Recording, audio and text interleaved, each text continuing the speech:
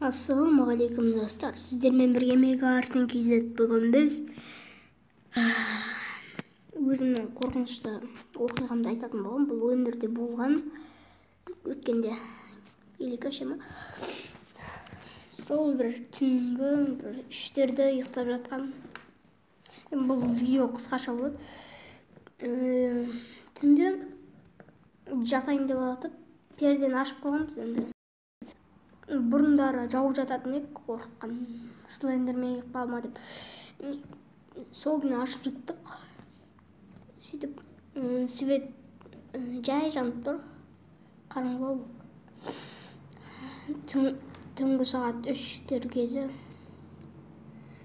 ұйықтап жатқан бір кезде дүң еткен дыбыс шықты.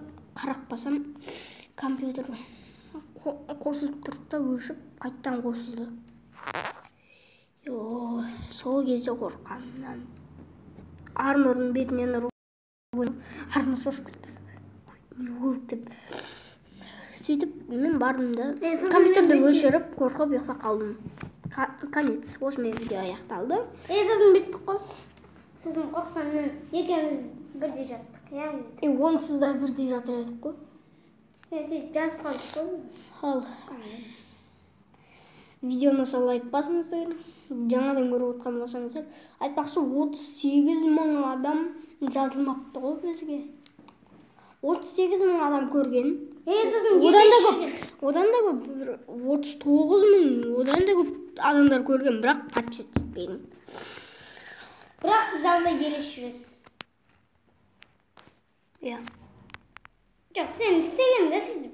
Иә, мен бір рет жетірген.